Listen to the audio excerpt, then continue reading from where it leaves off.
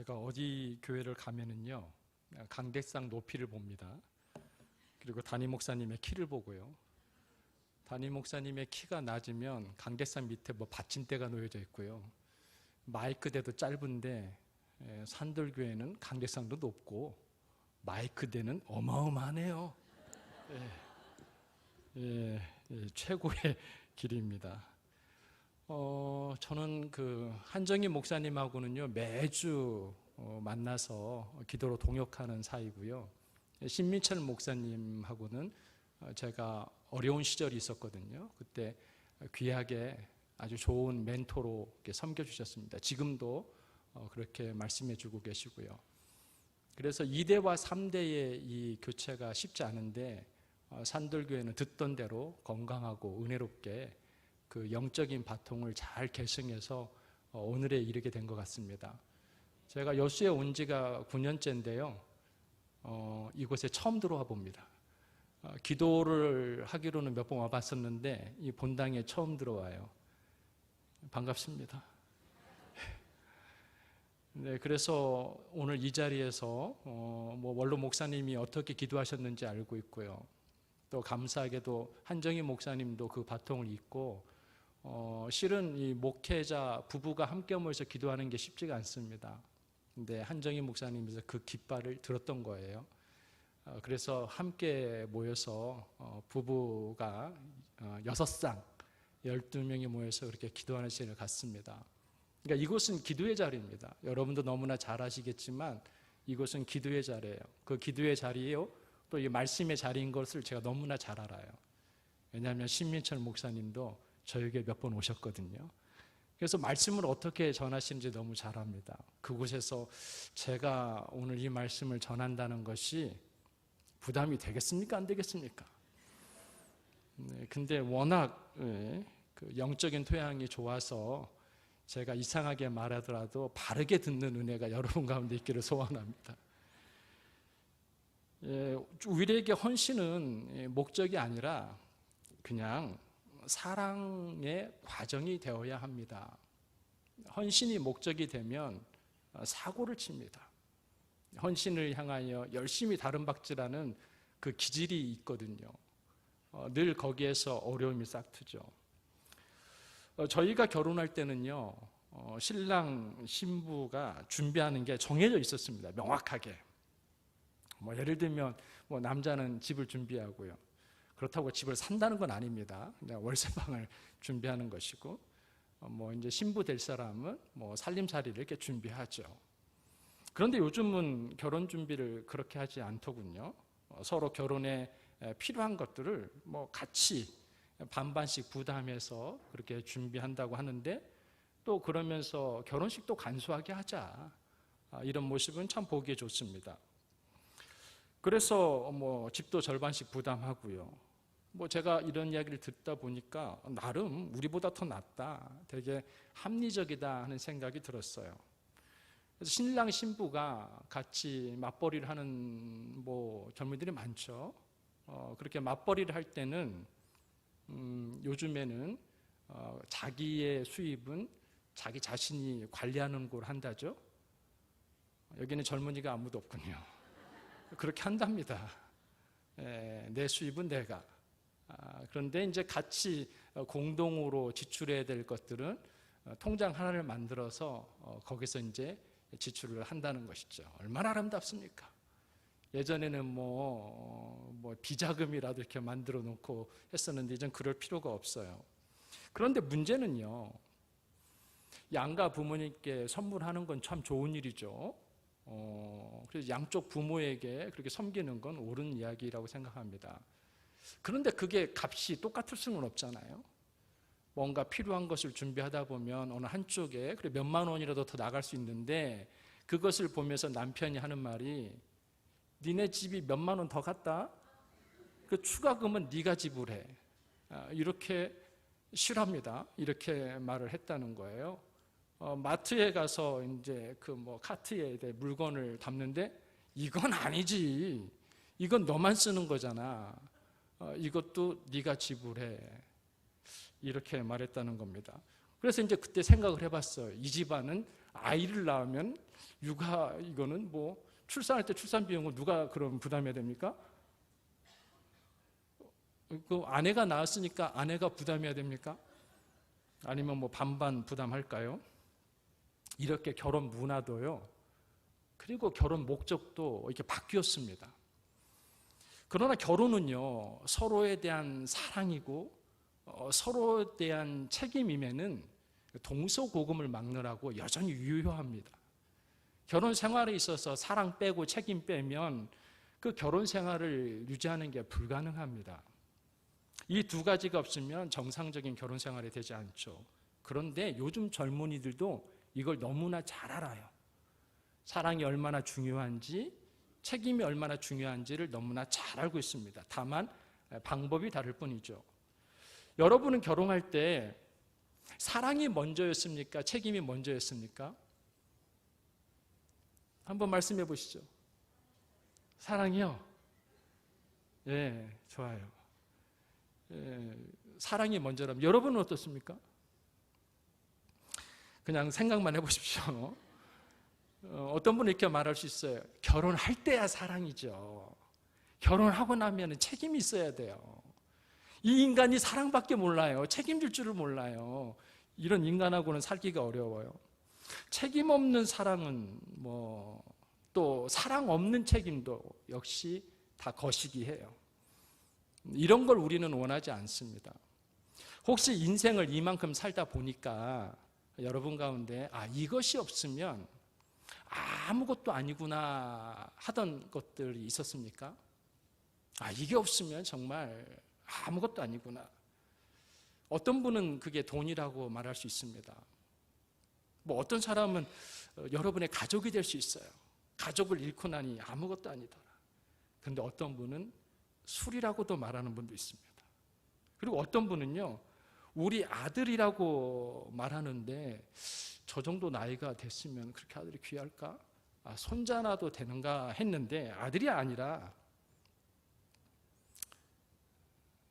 그건 사람이 아니라 키우는 강아지였더라고요. 그걸 아들이라고 이렇게 표현하더라고요. 이렇게 될 수가 있어요. 어쨌든 이 모든 것의 공통점은 그것이 무엇이든지 간에 나의 인생에 굉장히 중요한 부분이라는 겁니다. 내가 아끼고 사랑하는 부분이라는 것이죠. 그게 없으면, 이게 없으면 내 인생에 아무런 유익이 없다라고 하는 것인데, 오늘 바울은 이것이 없으면 나에게 아무런 유익이 없다라고 하는 그것이 나옵니다. 그게 무엇입니까? 이걸 크게 말씀 안 하면 신민철 목사님한테 가가지고 읽을 거예요. 내가 진짜 목사님 그렇게 자랑하는 교회 가봤는데 아니 엉망진창이야. 이런 말씀 못 하겠어요. 이미 은혜로워요. 이미 은혜로워요. 그래요, 맞아요. 사랑이에요. 고린도전서 13장을 흔히 사랑장이라고 합니다. 저희 학창 시절에는요, 여러분에 비슷합니다. 여러분이 더 연세가 있으시다면 생각해 보세요. 연애 편지 쓰던 시절을 생각해 보세요. 거기에 사랑이라고 하는 단어만 들어가도 막 심장이 뛰지 않습니까? 이제 그런 게 싹 사라졌죠. 너무 오래됐기도 하고. 그 당시에는요, 남녀 공학이 거의 없었을 때예요. 그래서 학교에서 시화전이라는 걸 하면 그때나 여고에나 한번 가보고 남자 고등학교 때 한번 가봅니다. 시화전, 옛날 말이죠. 시를 그림과 함께 이렇게 만들어서 이렇게 붙여놓고 감상하는 것입니다. 그런데 말이에요, 그런 시화전에 가보면 꼭 하나 등장하는 것이 이 고린도전서 13장이 거기에 써 있습니다.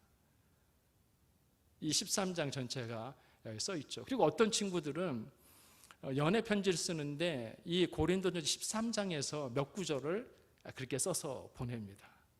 그러면 좋아 죽어요. 그런데 오늘 이 성경이 말하는 13장이 말하고 있는 이게 바로 그런 사랑일까요? 우리는 이 노래를 참 많이 불렀어요. 우리입니다. 우리 다 알고 있는 찬양이죠. 믿음과 소망과 사랑, 이 세 가지는 항상 있을 것인데 그 중에 제일은 전 여기까지만 불러요. 이것만 불러도 마음이 설렜던 적이 있어요.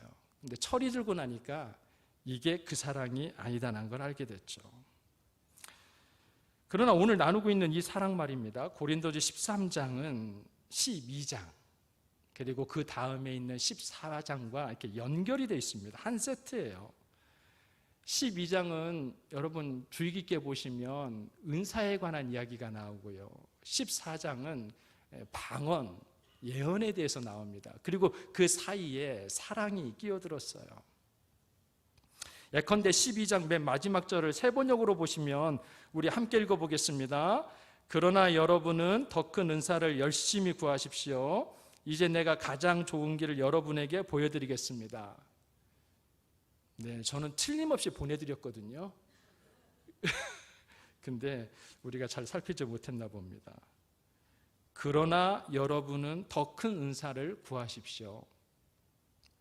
이제 내가 가장 좋은 길을 여러분에게 보여드리겠습니다. 이 더 큰 은사가 무엇일까요? 이 더 큰 은사를 사모하러 가면서 13장으로 넘어가요. 그래서 사랑 이야기를 하고 있는 것입니다. 그리고 14장을 시작하는 1절을 보시면 여러분의 성경책을 한번 보세요. 14장 1절 찾으셨죠? 같이 한번 읽어보겠습니다. 사랑을 추구하며 신령한 것들을 사모하되 특별히 예언을 하라고 하라. 그러니까 무엇을 하든지 간에 사랑을 먼저 추구하라는 것입니다.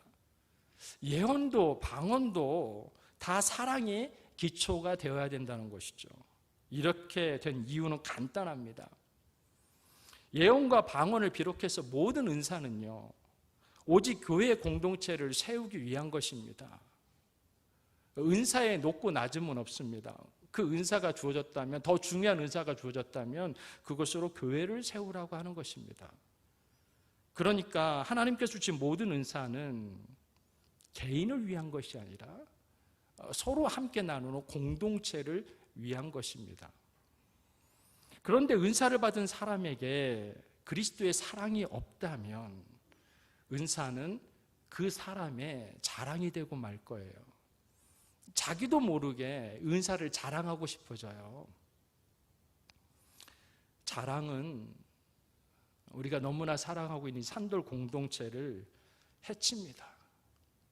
무너뜨리죠. 하나님께서 선물로 주신 모든 은사는 주신 이의 뜻을 따라서 사용하라고 거저 주신 것입니다. 여러분에게 각자에게 주신 은사가 있을 거예요. 그것은 건강한 교회를 세우는 그걸 위해서 주신 것입니다. 그런데 이 건강한 교회를 세우는 가장 강력한 성령의 열매가 있으니 그게 바로 사랑이라고 오늘 말씀하고 있습니다. 그런데 도대체 사랑이 무엇이길래 바울은 방언과 천사의 말이, 예언과 믿음이, 내 몸을 불사르게 내어주는 구제와 헌신도 사랑이 없으면 아무것도 아니라고 말하는 것일까요? 배고파하는 사람에게 먹지 않던 빵이 있는데 이거라도 먹으라면 먹으라고 성의 없게 집어 던졌습니다. 아무리 사랑 없이 준 빵이라 하더라도 배고픈 자에게는 이게 도움이 됩니다. 그거 가지고 이런 거를 먹을 거라고 주냐라고 한다면 아직 배가 안 고픈가 보네? 이런 말을 해도 아마 그는 먹을 겁니다. 목말라 죽겠다고 해도 그렇게 애원하니까 어쩔 수 없이 그냥 바가지에 물 한 바가지 퍼서 준다고 해도 그 물을 벌컥벌컥 마실 거예요. 자, 그렇게 성의 없이 주면 빵에 곰팡이가 설고 그냥 바가지로 퍼주면 그 물이 독극물이 되거나 그러지는 않죠. 욕 좀 먹으면 어때? 당장 목말라 죽겠는데. 하지만 공동체 안에서 이렇게 하면 그 공동체는 얼마 못 갑니다. 공동체는 한 번 보고 끝나는 그런 모임이 아니잖아요. 공동체는 이 밥만 먹고 사는 공동체가 아닙니다. 그 밥상 위에 사랑이 이렇게 더해져야만 합니다. 부부도 마찬가지입니다. 밥만 먹고 사는 게 부부가 아닙니다. 신앙생활도 사랑이 없으면 공허해집니다. 하나님의 사람을 공급받지 못한 이 신앙인은 결국 탈진하고 말아요.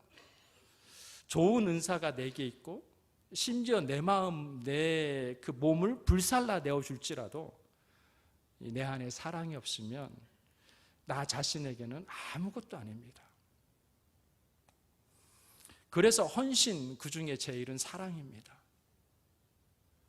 헌신이 여러 가지가 있지만 그 중에 제일은 사랑이에요.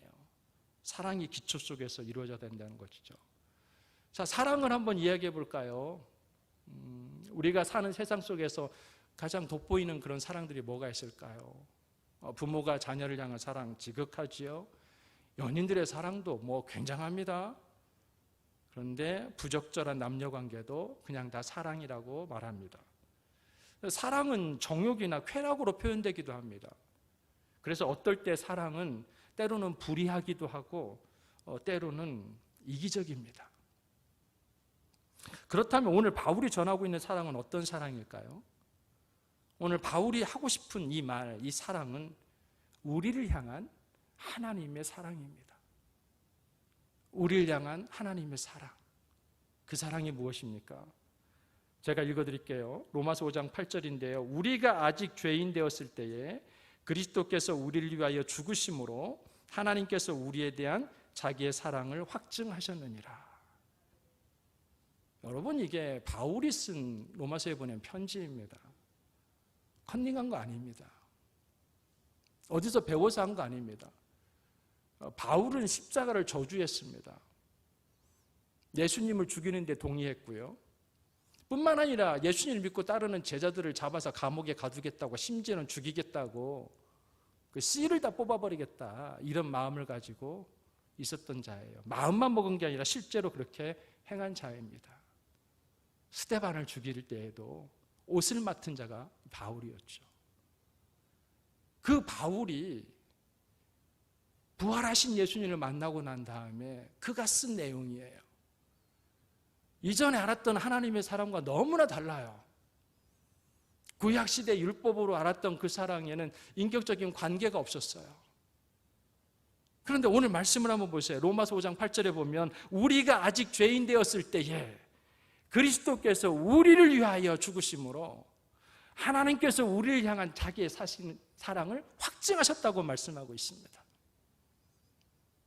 이게 어디서 보고 한 거 아니라고요. 이런 깨달음이 있었던 것입니다. 시점이 어떤 시점입니까? 우리가 아직 죄인 되었을 때, 이대로 나오면 그냥 형벌을 받을 수 없는 그때에 그리스도께서 우리를 위하여 죽으셨다는 것입니다. 그런데 이것이 알고 보니 우리를 향한 하나님의 사랑이었다는 거예요. 어쩌다가 이루어진 일이 아니라 우리를 향한 사랑의 확증이었다는 것입니다. 이 한 가지만을 가지고 여러분이 성경을 일독하게 되면 너무 많은 곳에서 이 흔적을 발견하게 될 겁니다. 하나님의 사랑이었구나, 하나님의 사랑이었구나, 하나님의 사랑이었어. 왜 이렇게 하셨을까라고 하는 의문이 되었을 때 그 내용을 천천히 살펴보면 나를 향한 하나님의 사랑이었어. 그 사랑에 이 바울은 그냥 무릎을 꿇고 말았던 것이죠. 그리고 탈도 많고 문제도 많은 고린도 교회를 향하여서 이 사랑을 지금 노래하고 있는 것입니다. 13장에서 말하고 있는 이 사랑, 이 13장에는 이 사랑을 그리스어로 아가페라고 쓰고 있습니다. 아가페, 아가페, 아가페, 아가페, 아가페로 계속되고 있어요. 잘 아시겠지만 그리스어로 사랑은 다양합니다. 다양한 단어를 쓰죠. 뭐 친구들 간의 우정을 이야기하기도 하고, 연인들의 사랑을 이야기하기도 하고, 부모가 자식을 향한 그 사랑을 이야기도 하면서 각각의 단어를 씁니다. 그런데 어느 성경에도 하나님의 사랑을 필리아라고 기록하기도 합니다. 살펴보면 하나님의 사랑이 놓아져 내리지 않는 곳이 어디에 있겠습니까? 연인들 안에도 그 사랑이 들어가고요. 부모에게도 자식을 사랑하는 그 사랑은 본능적으로 들어가지 않습니까? 그럼 한 가지 퀴즈를 드리겠습니다. 고슴도치도 지 새끼는 사랑한다고 그러는데 하나님의 사랑인가요? 그냥 넘어가겠습니다. 표정을 보니까 너 그러지 마라, 그러면 안 된다는 표정을 짓고 있습니다.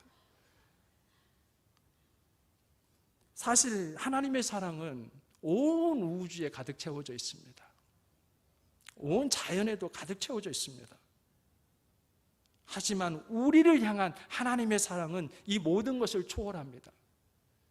그래서 바울은 이 사랑을 강조하기 위해서 아가페, 아가페, 아가페, 아가페를 계속 연이어서 그 단어만을 쓰고 있는 것이죠. 그리스도의 사랑이라는 겁니다. 바울은 이렇게 말합니다. 나에게 그리스도의 사랑이 없었다면, 나에게 예수 그리스도의 그 사랑이 없었다면 나의 예언의 능력과 수많은 기적 행함과 나의 많은 구제와 열심은 나의 교만이 되어서 넘어짐의 앞잡이가 되었을 것이다. 그런데 지금 나에게는 그리스도의 사랑이 달린 십자가 외에는 결코 자랑할 것이 없다. 이렇게 고백하고 있습니다. 지금 나에게는 그리스도의 사랑이 담긴 십자가 외에는 결코 자랑할 것이 없다. 그리스도의 사랑이 내 안에 있을 때 그 사랑이 나로 하여금 그리스도를 드러내게 됩니다. 그리스도가 내 안에 있을 때요, 그 사랑이 내 안에 있을 때 아무리 드러내지 않으려고 해도 이렇게 드러나게 되는 것이죠. 그 사랑이 나를 의미 있는 존재가 되게 했습니다. 그 사랑이 나를 강하게 했고, 그 사랑이 나를 따뜻하게 했고, 그 사랑이 나를 행복하게 했습니다. 그리고 그 사랑이 나를 헌신의 자리로 인도했다는 것입니다. 건강하고 은혜가 넘치는 산돌교회에 이 헌신이 사랑으로부터 말미암아 이루어지는 그런 헌신되기를 주님의 마음으로 축원합니다. 바울은 예수 그리스도의 그 사랑을 알고 난 후에 이 180도 바뀌었어요. 생활의 삶의 모습도 그렇겠지만 그가 알고 있는 하나님에 대해서 180도 바뀌게 된 것입니다. 그래서 그는 더 이상 정죄하지 않았습니다. 다른 사람을 판단할 수 없다, 누구든지 주 안에 있으면 정죄함이 없느니라는 이 말씀은 그가 진짜 뼈저리게 깨달은 것입니다. 율법 안에 갇혔을 때는 온통 정죄뿐이었어요. 이 정죄가 진리인 줄 알았어요. 정죄해야 그게 다시금 돌아설 수 있다고 생각했습니다. 사랑은 생각지도 못했죠. 그리고 더 이상 누구도 원망하지 않았고요. 그래서 자신을 향한 비방에도 주님을 향한 이 평정심을 잃지 않고 의연하게 대처할 수 있었던 것입니다. 심지어 사는 것도 죽는 것도 그에게 더는 중요한 것이 되지 못했습니다. 다만 그에게 중요한 것은 사느냐 죽느냐의 문제가 아니라 살아도 주를 위함이고 죽어도 주를 위함이라고 말씀하고 있는 것이죠. 봉사는 은사대로 하는 것이기는 하지만 은사보다 더 중요한 것이 있는데 그게 바로 사랑입니다. 사랑이 없이 은사만 주어진다면 서두에 말씀드렸지만 그건 나의 자랑이 되고 맙니다. 그건 아주 시끄러운 일이 벌어지게 됩니다. 어느 누구도 사랑이 필요 없는 사람은 없습니다. 혹시 이 중에 목사님 저는 이제 사랑 충분합니다, 제가 사랑 부자예요, 저는 사랑 안 주셔도 됩니다 하는 분 계십니까? 모두가 사랑받고 싶어 합니다. 또 어느 누구도 너무나 가난해서 너무나 힘들어서 나는 당신에게 줄 사랑이 없습니다라고 말할 수 없습니다. 아무리 가난해도 사랑은 줄 수 있습니다. 그래서 아무리 가난해도 이것을 할 수 있는데 부활하신 예수님은 베드로를 파송하기 전에, 그러니까 네가 가서 제자 삼으라라고 이렇게 파송하기 전에 확인하고 싶었던 것이 있었습니다. 누가요? 부활하신 예수님이요. 그러니까 예수님이 지금 어떻게 했다는 거예요? 이미 십자가에 달려 죽으신 이후에예요. 3년 동안이나 동고동락하면서 가르쳐줬던 수제자 베드로에게 가서 묻고 싶은 게 하나 있대요. 그것이 무엇인가요? 그래요. 오늘은 제가 물으면 그냥 사랑이라고 대답하면 됩니다. 그게 정답이에요. 사랑이에요. 정말로 네가 나를 사랑하느냐? 근데 왜 너 나를 3번씩이나 부인했어? 난 네가 그럴 줄 진짜 몰랐다. 네가 그럴 수 있냐? 그렇게 네가 나한테 하면 나 섭섭해. 우리가 어떤 사이인데 나를 모른다고 할 수가 있니?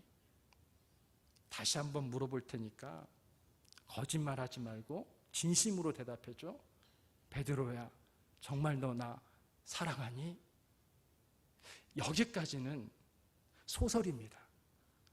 제가 지은 소설이죠. 그렇지만 부활하신 예수님이 베드로를 찾아간 것은 사실입니다.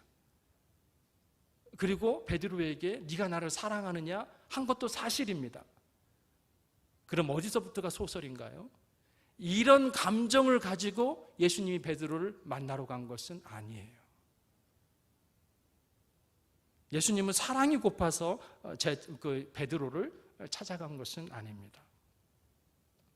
파송하기 전에 온 땅을 흩어져서 예수의 제자를 삼으라라고 파송하기 전에 그가 반드시 알아야 될 중요한 한 가지가 있었기 때문입니다. 그것을 가르쳐주기 위해서 부활하신 후에 다시금 갈릴리로 이 베드로를 만나러 가셨습니다. 그러면 예수님의 이 물음에 담긴 참 의미는 무엇일까요? 네가 나를 사랑하느냐는 이 물음에 담긴 이 참 의미는 무엇일까요? 내가 너를 얼마나 사랑하는지 너 아니? 이겁니다. 내가 너를 얼마나 사랑하는지 너 아니? 그리고는 너의 사랑으로는 너를 지킬 수 없다는 거 이제 알겠지. 너의 열심으로는 너를 지킬 수 없다는 것을 이제 알겠지. 내가 네 마음 잘 알지. 너는 나를 위해서 칼을 빼들기도 했던 너야. 네 마음은 진심이었어. 죽으면 죽었지 내가 예수님은 버리지 않겠나이다. 너의 마음은 진심이야. 그런데 네가 그렇게 결단하더라도 그렇게 할 수 없는 것이 너라는 걸 이제는 알겠지? 너의 힘으로는 누구도 제자를 삼을 수가 없어. 너의 그 열정만으로는 어느 누구에게 가서 하나님의 그 사랑을 전할 수도 없어. 다시 한번 너에게 물어볼게. 너 나 사랑하니?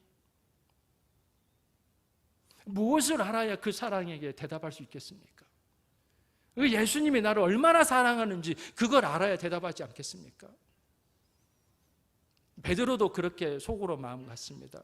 주님, 제가 주님을 사랑하지 않았기 때문에 거기서 부인한 게 아니에요. 한순간 두려움이 몰려왔어요. 죄송합니다, 주님. 그래, 그 마음 알지. 네가 진짜 나를 사랑하는 그 마음 안다니까. 그런데 그 사랑으로는 그 누구를 섬길 수가 없어. 네가 하나님의 사랑으로 푹 젖어들기 전까지는 그렇게 할 수가 없다. 이 말씀을 마지막으로 남긴 것입니다. 예수님의 일을 하기 참 쉽습니다. 그런 거 아무것도 묻지 않고 요것 딱 하나 물었습니다. 네가 나를 사랑하느냐? 이 산돌교회도 막 직분자 세우고 막 그러시던데 이거 물어보면 될 것 같아요. 장로님, 피택된 장로님들한테 한 번씩 물어보는 거예요. 주님을 사랑하십니까? 주님을 사랑하십니까? 주님을 사랑하십니까? 왜 사랑이신 주님께서 왜 우리에게 사랑 타령을 하시는 것일까요? 네 사랑 의지하지 말고 내 사랑 의지하라는 거 아니겠습니까? 일어나는 모든 일들에 대해서 하나님의 뜻을 살펴보면서 그렇게 살라는 거 아니겠습니까? 내가 받은 예수님의 이 사랑과 은혜 때문에 아무리 지치고 속상해도 사랑을 포기할 수 없습니다. 나 같은 사람도 용서하시고 살려주신 주님께 맡기고 기다리게 됩니다. 오늘 여러분의 경험에 비추어 볼 때 하나님은 어떤 분이십니까? 그것이 어떤 경험이든지 간에 그 속에 담긴 하나님의 사랑이 느껴지신다면 여러분은 알게 될 것입니다. 베드로가 7번 용서해 주면 되겠습니까? 주님이라고 말씀하셨을 때 예수님께서 7번씩 70번이라도 용서하라라고 하는 그 말씀이 곧 베드로에게 한 말씀임을 베드로는 깨달았습니다. 그 뒤에 모습이 그래요. 우리도 마찬가지입니다. 우리가 살면서 그 사랑을 경험하게 되면 이 말씀은 나에게 주신 말씀이로구나. 1달란트, 2달란트, 5달란트 받은 자 중에 1달란트에 받은 이 비유는 나에게 하신 말씀이로구나.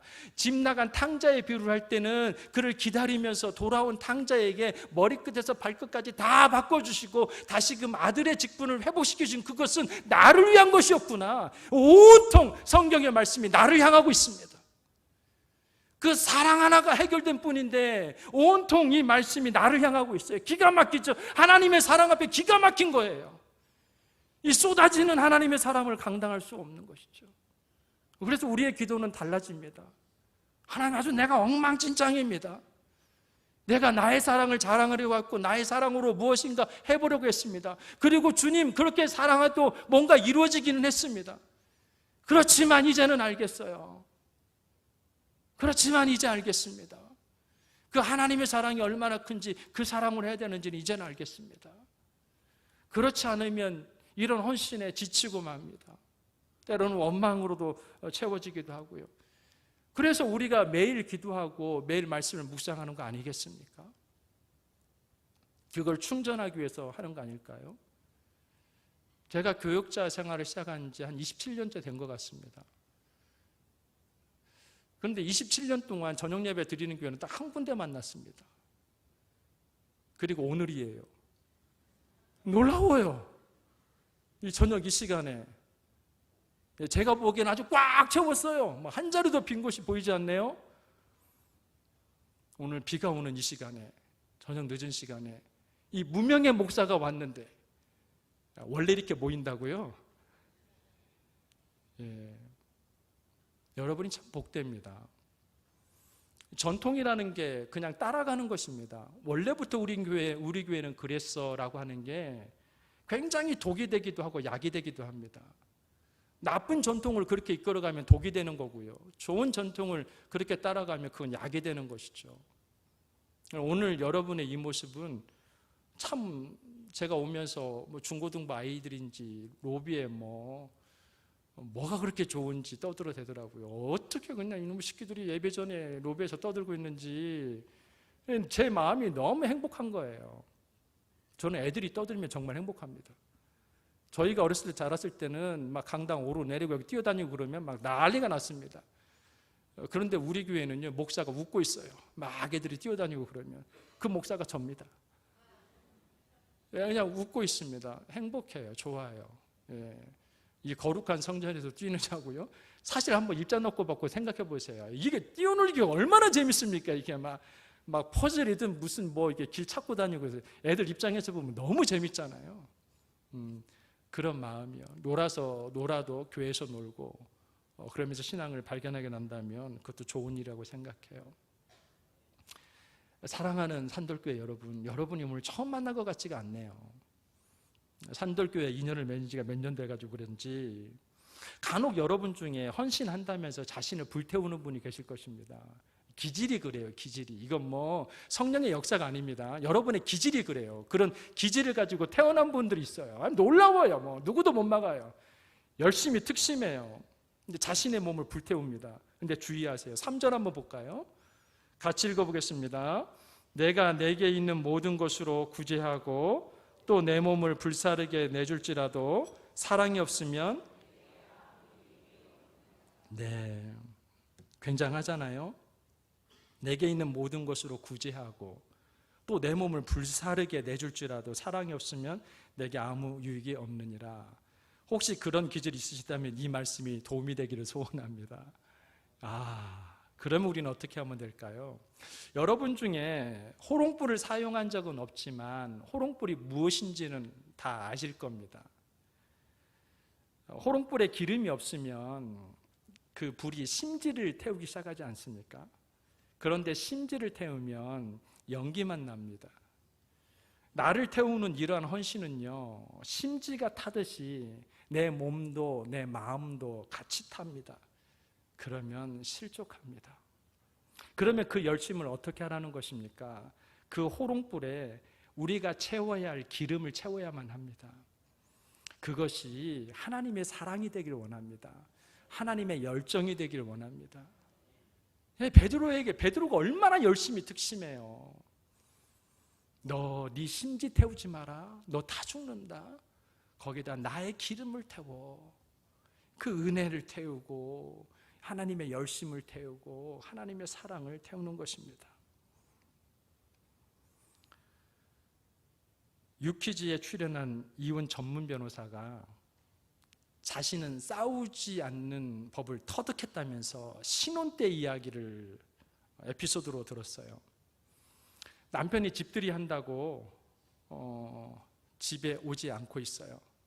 새벽이 다 되도록 전화 한 통 없고 전화해도 안 받아요. 이것 봐라, 네가 그런다 이거지. 화가 나기 시작했어요. 그러다가 이제는 걱정이 되기 시작했습니다. 그렇게 안절부절하고 있는데 남편이 들어왔습니다. 아니, 무릎 꿇고 빌어도 용서가 될까 말까 하는데 웬 남편이 말이 이렇게 많습니까? 친구 집에 가서 술을 먹다가 피곤해서 잠이 든 것뿐인데 내가 무슨 죄를 지었나? 내가 뭐 전화를 못 받은 것은 자기 잘못이 아니라는 겁니다. 나의 입장에서는, 이 변호사 입장에서는 그래도 전화를 먼저 해줄 수 있는 거 아닌가? 이런 말을 할 수 있었죠. 그런데 그것은 말 그대로 그의 입장이었어요. 남편의 입장은 내가 부끄러운 짓을 하고 돌아다닌 것도 아닌데 이것을 가지고 화를 내고 책망하는 네가 잘못이다라는 것입니다. 근데 이 현명한 여인이 빨리 깨달았어요. 어떻게 깨달았냐면 인간은 이해하는 존재가 아니다, 이걸 깨달았다는 겁니다. 이해하려고 하지 말고 이해시키려고도 하지 말고 그는 나와 다른 존재다, 이걸 인정하라는 것입니다.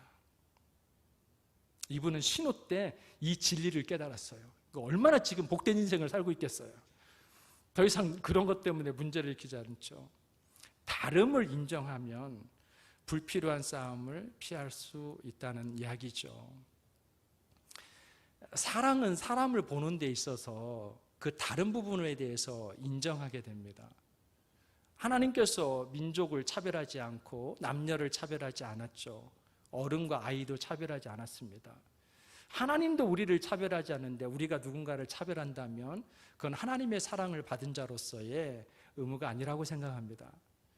우리가 믿는 하나님이 고귀하니까 그 은혜를 가지고 성도들과 같이 나누고 행복해하는 산돌교회 여러분 되시기를 주님의 마음으로 축원합니다. 기도하겠습니다. 바울의 고백이 우리의 고백이 되길 소망합니다. 우리를 향하여 오래 참으신 그 사랑으로 우리도 다른 사람에 대하여 오래 참을 수 있게 하시고 그 사랑으로 진리를 깨달아 주님과 함께 기뻐할 수 있게 하여 주시옵소서. 그리스도의 그 사랑을 우리의 삶에 심는 우리 모두가 되길 바라오며 예수님의 이름으로 기도합니다. 아멘.